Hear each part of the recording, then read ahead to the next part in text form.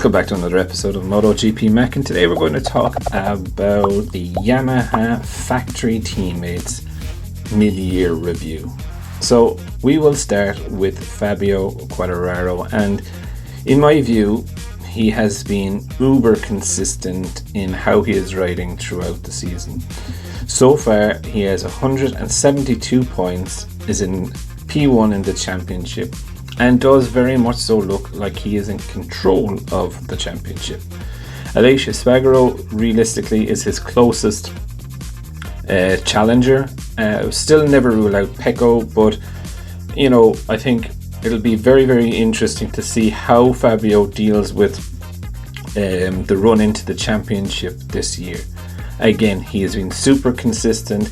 He has matured an awful lot in the first 6 months of the season, in my opinion.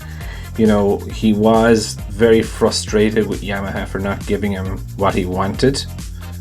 However, he seems to have built a bridge and got over that, and maybe it's because Yamaha have explained to him the situation. I do think the fact that Suzuki pulled out of the paddock at the end of the year was also a big hit to him, because I do think that was a negotiating tactic that he was going to use with his contract. But he does seem in a very happy and a good place to bring the fight into the end of the championship. Now, on the other side of the garage, things are not so rosy there. Franco Morbidelli is having an absolute nightmare of a season.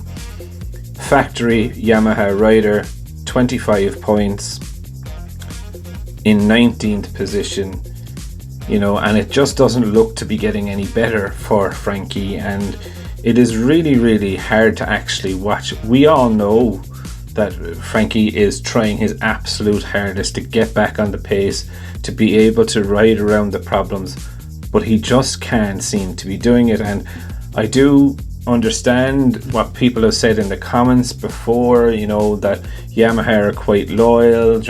It's not just Frankie that is having the problem, only Quartararo can ride around the problems of the Yamaha. But there has to come a certain time, and there has to be, in my view, certain things within his contract that are related to performance. And it must be absolutely, as a person, terrible to be riding around in 15th, 16th, 17th, maybe getting an odd top 10 or 11th position in, when people crash out, and it must be heartbreaking and soul destroying to be doing that.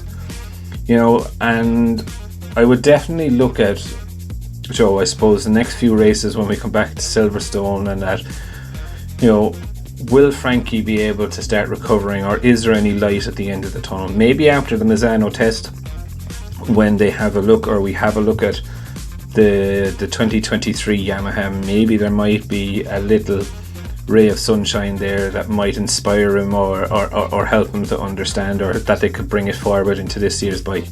But it looks a very, very grim season for Franco. At this point, dare I say that he mightn't even make 50 points in a season on a works bike is something that,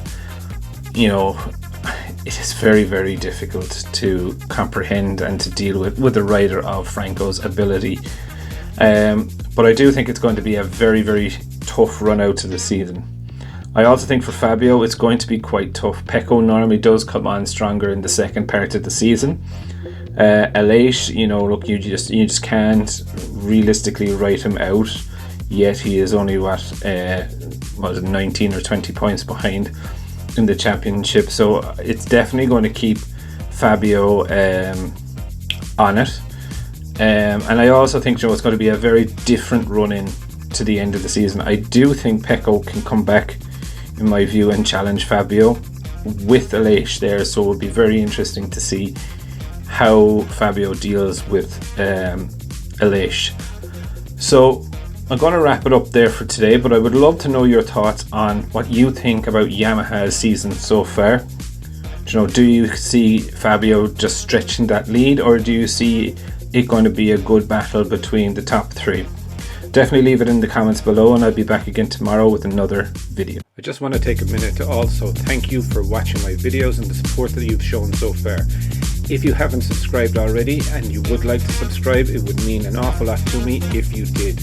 I'm starting this channel realistically so that we can all enjoy MotoGP together, with the aim of streaming a live video when the GP races are on.